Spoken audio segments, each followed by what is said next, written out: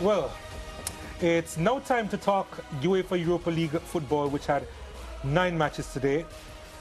A team, though, that always manages to grab the headlines in world football, the Erik ten Hag-led Red Devils, Manchester United, were one of the teams in action as they hosted Ten Hag's former club in his playing days, the Dutch outfit FC Twente.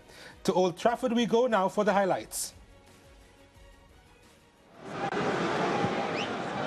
Cut into the box, looking for Dano's advance. Eriksson arrives, brilliant! Deadlock broken after 34 minutes. It's a sensational finish by Christian Eriksson.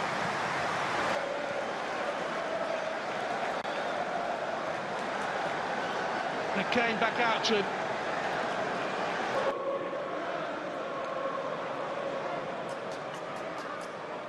This is a strong one here by Park van Rooij.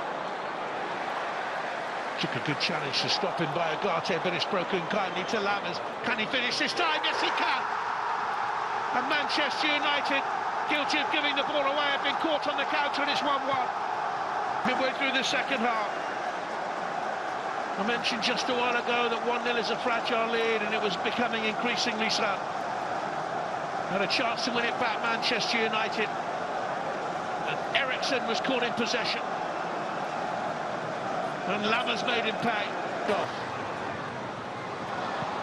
Good pullback. Should be cleared away by Letaif. It isn't. Ugarte is there.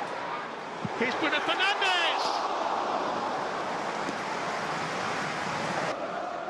And the shake of the head. How many times have we seen that? Look. High for Maguire's head down. A brilliant save. Instinctive to deny United a winner. Matt back in there once again. There's the setup header. It's loose. Will it drop to a red shirt? It doesn't. And it's lifted away in the end again. Since Eriksson's goal. But here's Fernandes to win it. Can't do so. And that should be the last moment of the game. And a terrific point gained here in the opening match of the Europa League new big league system for FC Twente. Their first game in the group stage of this competition in 12 years. Are you okay, my brother? Can I? All right. So there are several things wrong with what took place today, and I know that you are a Manchester United supporter as well, right? Even though probably not full time.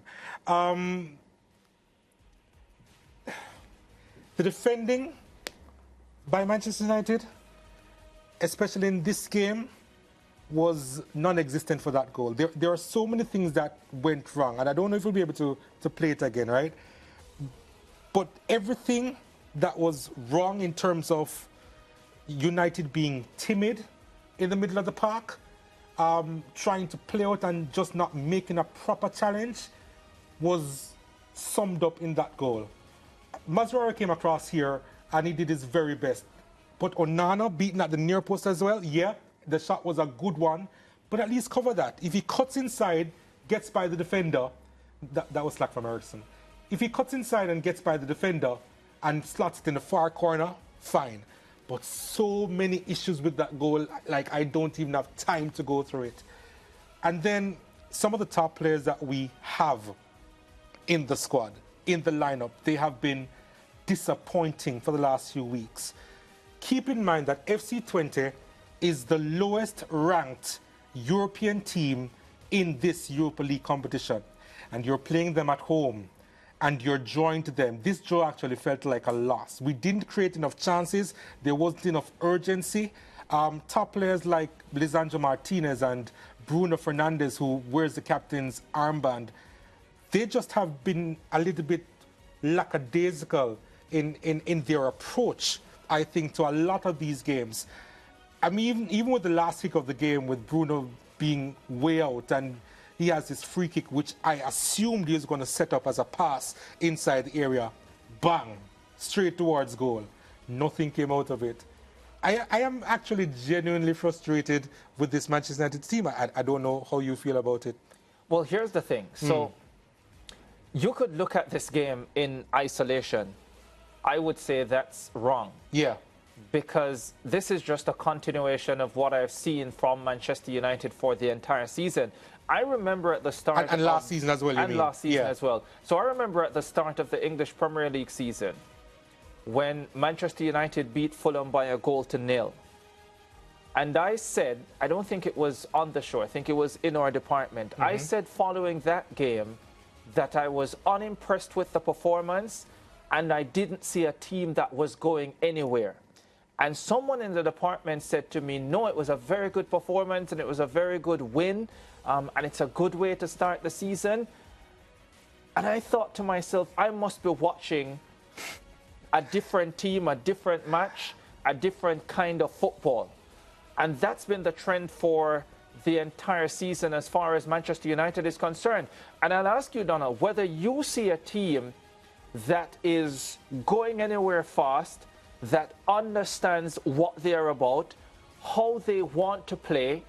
At this stage, as far as I'm concerned, it's just about, let's see if we can survive this one. Those are the types of performances I am seeing week in, week out. Let's try to see if we can survive.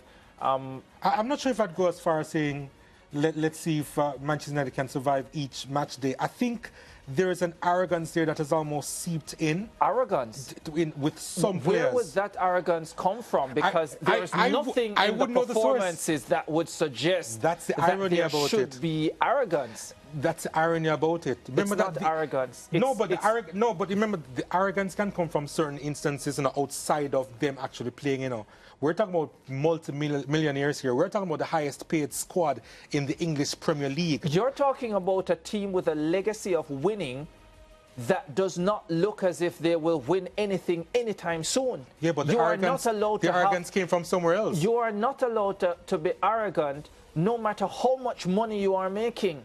It's irrelevant the fact that you are playing for Manchester United and making more money than half the Liverpool team, if not all of the Liverpool team, if you are unable to win.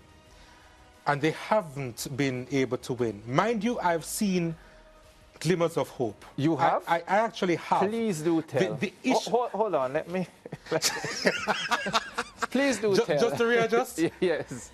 Ahmad coming out this season has been wonderful, I think. What he did in pre-season and the leading up to at the start of the season has been impressive. Alejandro Garnacho, what he has done already so far this season as a youngster, we know that he's capable of more. We knew that from last season. That's true, but he has been actually a little bit more prolific at the start of the season. The issues that I have is the so-called leaders, persons who we actually anointed leaders in the past, especially last season. Bruno Fernandes is a leader in this team. Lisandro Martinez is a leader in this team. Marcus Rashford is a leader in this team.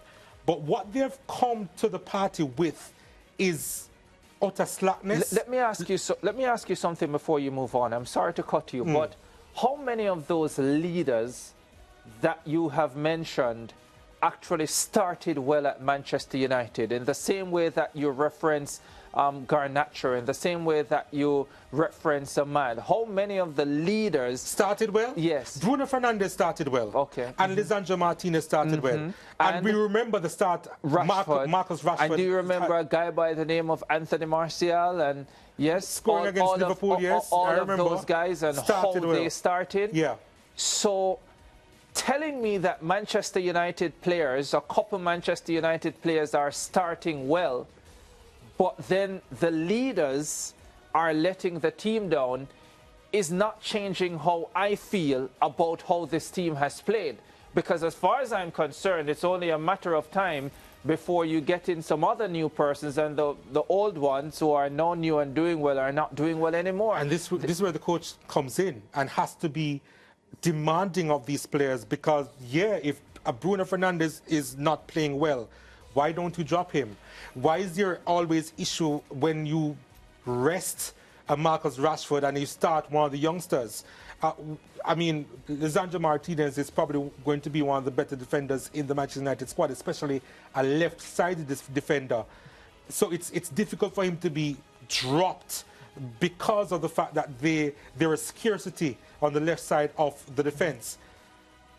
But the point still remains that something needs to change with the mindset of these players, and maybe a change in just a couple of the personnel will make a world of difference for Manchester United. Maybe it will. Let me ask you something. Do you see a team that can finish top 10 in the Premier League? Yes, Ricardo, that's ridiculous. Of course they're going to finish top 10. Okay. You don't think that Manchester United will finish top 10 in the Premier League, Ricardo? I wouldn't be surprised if we don't. That's how poor I think we've been. No. I don't see a team that can beat any decent team. There's no way we're finishing less than what we did last season. You just drew with FC Twente, the worst team in the Europa League. There's still time. Let's take a break. All right.